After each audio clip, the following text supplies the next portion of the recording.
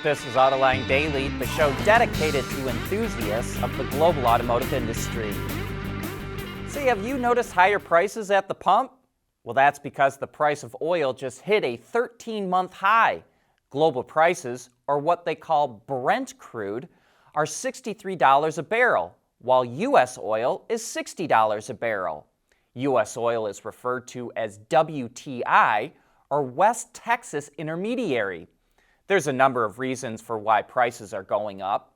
Investors believe a U.S. stimulus package could boost demand.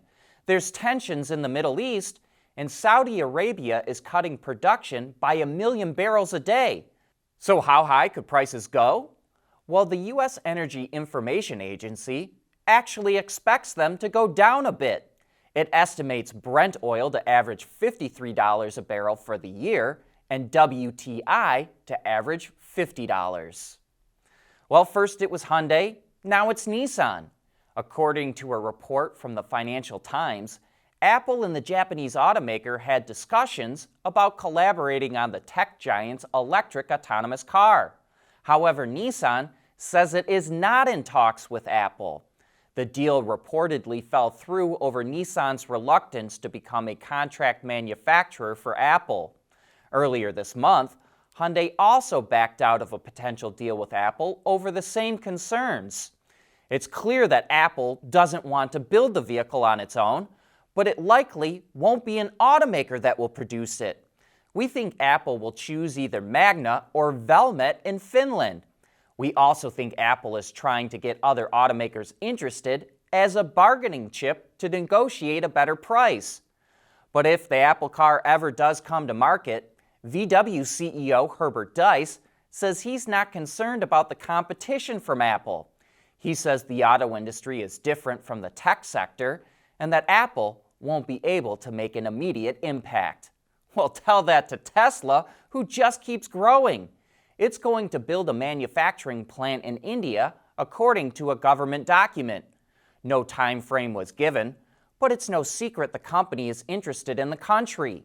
Back in December, Elon Musk tweeted that Tesla will launch vehicles in India sometime this year. And last month, the company incorporated Tesla Motors India. Even though India has a huge population, car sales there are well behind other major markets, and its EV market is in even worse shape due to a lack of a charging infrastructure. But we don't think it will build a gigafactory. Instead, look for a CKD assembly plant to avoid import duties, much like Tesla did in the Netherlands. The world is changing at an ever-increasing pace. No matter what the mode of transportation, there is always the need for an efficient propulsion system. And that's exactly what BorgWarner has been doing since the earliest days of the automotive industry.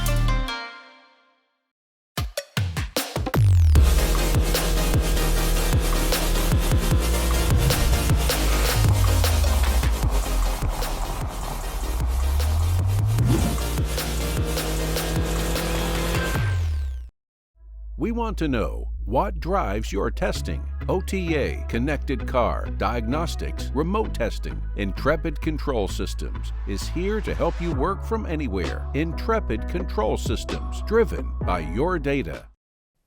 If you need any more evidence of the benefits of over-the-air updates, look no further than the problem Mercedes-Benz is facing. It announced it's recalling nearly 1.3 million vehicles in the U.S.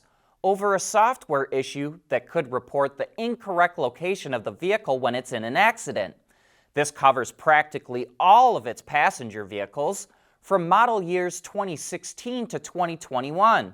While some of the vehicles with the automaker's newest MBUX system will get an OTA update, most will have the software fix installed at the dealer. No doubt customers would prefer to have the car basically fix itself while they sleep with an OTA, rather than have to set up an appointment and take their vehicle to the dealer.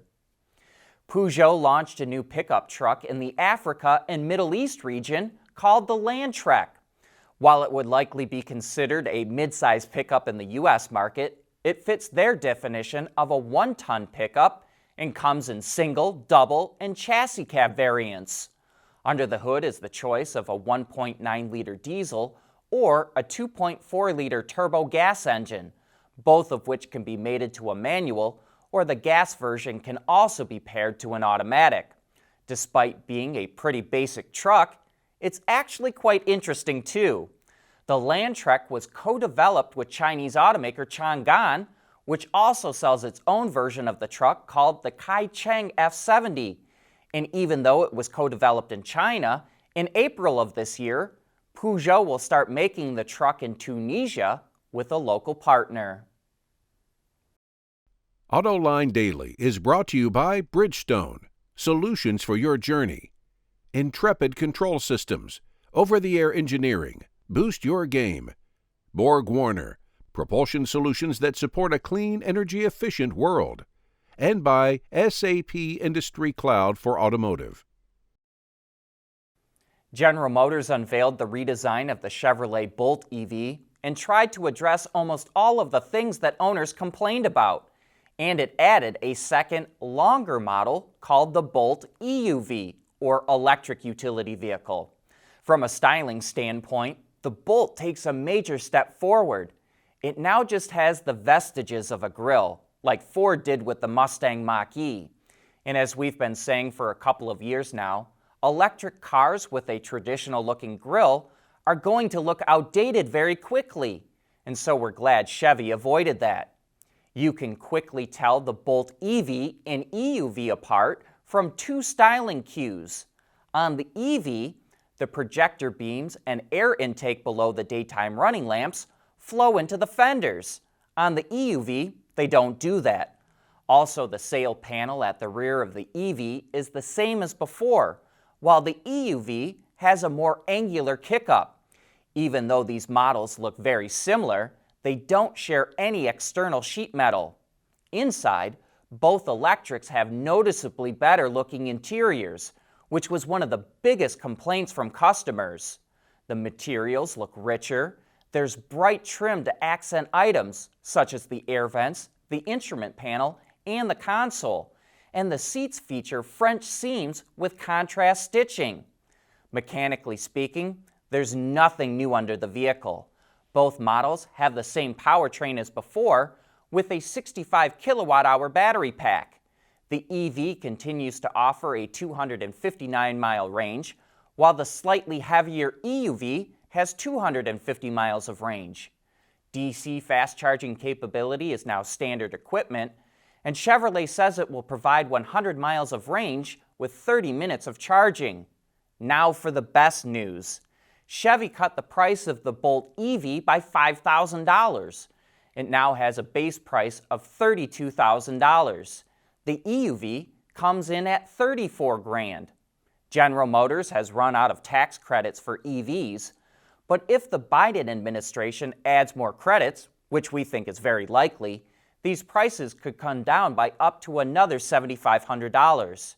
Chevy is also offering a completely loaded EUV Launch Edition version, including Super Cruise, for $43,500.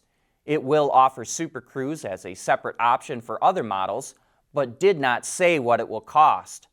Sales of the Bolt EV were up 26% last year in the U.S., with 20,000 being sold. With this redesign, a lower price, and a second model, Chevy hopes to sell a lot more. It has nearly 1,700 dealers who are already qualified to sell electric cars. In total, Chevy has about 3,000 dealers around the country, and it expects more of them to sign up to sell electrics as it expands its EV lineup.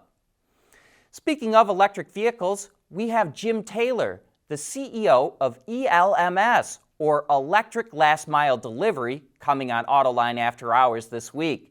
Jim has a tremendous automotive background, including time at Hummer, Cadillac, Workhorse, and Karma. So join John and Gary to learn about one of the newest EV startups in the automotive industry. But that's a wrap for today. Thanks for watching.